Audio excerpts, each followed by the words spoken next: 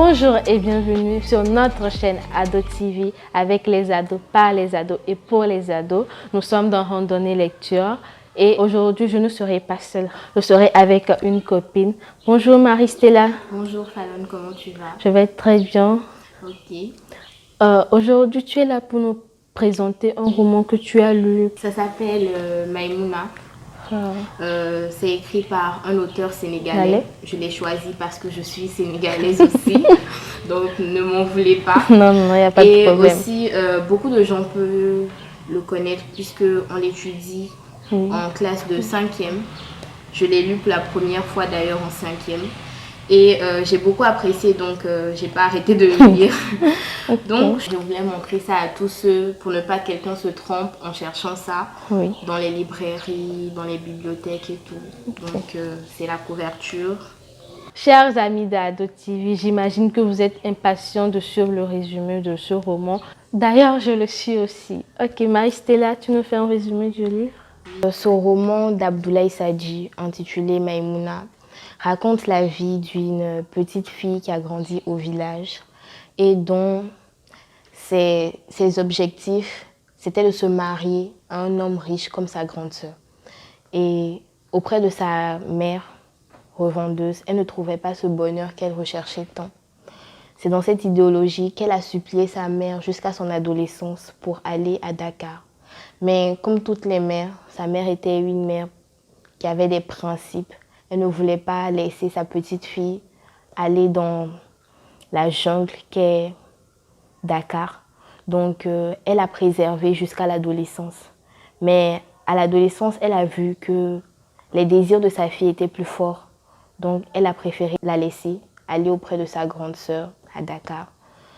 Et après ça, Maïmouna s'est lancée dans une vie où je crois qu'il n'y a pas de retour. Elle est partie vivre aux côtés de sa grande sœur et de son beau-frère. Auprès de sa grande sœur, elle a aimé le matériel plus qu'il ne le fallait. Donc, auprès de sa grande sœur aussi, il y avait beaucoup d'hommes riches qui venaient la convoiter. Et à travers son beau-frère, elle voyait le reflet de sa vie à elle, avec un homme aussi riche que son beau-frère. On lui apportait beaucoup de matériel, les habits, de l'argent, tout ce qu'une jeune fille rêvait d'avoir. Après ça, chaque soir, elle allait au cinéma avec son beau-frère et sa grande sœur. Un jour, à la sortie du cinéma, elle a vu un jeune homme pour qui elle a eu le béguin, comme on le dit entre nous ados. Elle a eu le béguin pour ce jeune garçon-là. Et elle a toujours voulu aller au cinéma juste pour le voir lui, juste pour le revoir. Elle avait une bonne aussi qui était un peu proche d'elle et de sa sœur, avec qui elle partageait certains secrets. C'était un peu sa confidente, mais une confidente qui n'était pas, en qui il ne fallait pas placer une entière confiance. Parce que je crois qu'elle était jalouse de Maïmouna. Elle était jalouse. En somme, elle était vraiment jalouse. Elle rêvait aussi d'avoir tout ce que ces hommes apportaient à Maïmouna. Donc, elle a tout fait pour que Maïmouna et ce jeune garçon-là se revoient. Elle a mis beaucoup de choses en place pour que la rencontre entre Maïmouna et ce jeune garçon soit fréquente, si on veut le dire comme ça. Après, elle devait partir. Normalement, elle devait partir, soi-disant que ses parents l'appelaient au village pour voir la santé de son père. Elle avait pris un alibi comme ça, mais elle n'était pas allée au village. Elle était allée travailler chez quelqu'un d'autre. Maïmouna l'a appris, et comme c'était la seule personne qui savait où ce jeune homme était, mais dans le désir de revoir, de fréquenter ce jeune homme, elle est partie chercher cette bonne-là. Elle a retrouvé dans une maison, dans un quartier pas trop éloigné de son quartier à elle. Elle a reçu de l'aide venant de cette bonne-là pour rencontrer ce jeune homme. Et après, elle a connu chez le jeune homme. Souvent, elle disait qu'elle allait au marché, mais sans va voir ce jeune homme-là. Et c'est dans ça, comme on le dit, ce qui devait arriver arriva.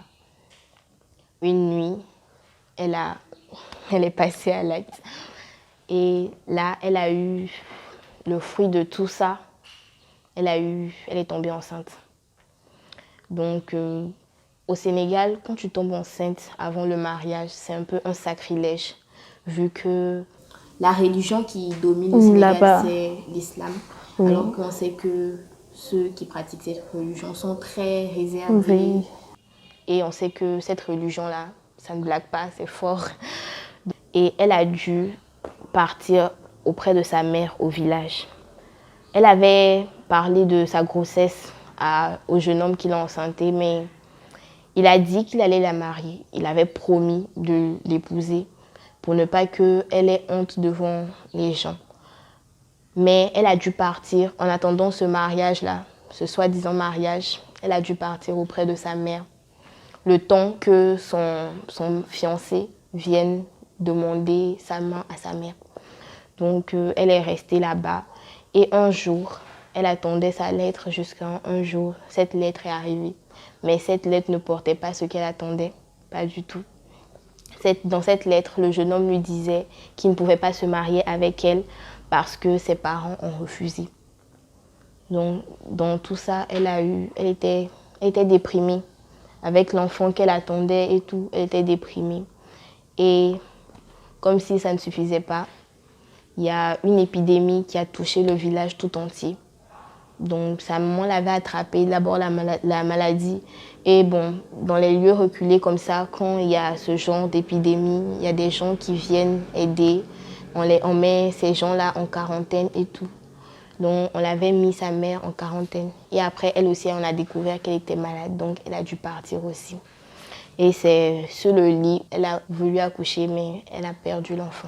Et comme si ça ne suffisait pas aussi, la maladie a laissé des taches. Son visage n'était plus ce qu'il était. Bon, on ne retrouvait plus la belle Maïmouna tant convoitée de Dakar. On ne retrouvait plus la belle Maïmouna que les griots chantaient son nom dans cette grande ville. On ne l'a plus retrouvée suite à cette maladie. Après ça, elle a préféré vivre cette vie. Si on avait dit dans quelques mois avant qu'elle allait vivre, elle n'aurait pas cru. Donc, elle s'est vouée à vendre les choses comme sa mère. Et c'est la suite de tout ça qu'elle a commencé à vendre les denrées alimentaires au marché. Personne ne croyait, mais bon. Waouh, histoire vraiment intéressante. Dis-nous, quelle leçon de vie tu as tirée de Maïmouna? La leçon de vie que moi j'ai tirée personnellement, c'est de ne pas passer à l'acte avant le mariage. On nous le dit beaucoup ici en Afrique, mais je crois que les circonstances font que la plupart du temps, on n'écoute pas. Mais c'est ça, c'est l'évidence, ne pas passer à l'acte avant le mariage.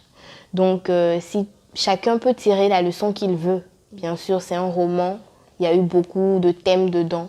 Chacun peut tirer la leçon qu'il veut, mais moi, personnellement, c'est ne pas passer à l'acte avant le mariage.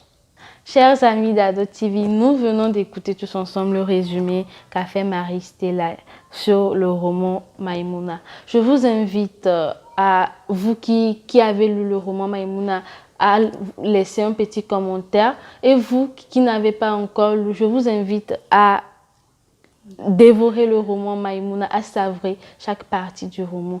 Marie-Stella, tu dis un mot de fin? Je voulais dire que moi je l'ai lu, j'ai beaucoup apprécié, donc j'invite tous ceux qui n'ont pas encore lu d'aller le lire parce que c'est un roman très intéressant. Ok, nous sommes à la fin de notre émission. Alors on se dit à bientôt dans Randonnée Lecture pour plus de découvertes. Bye bye!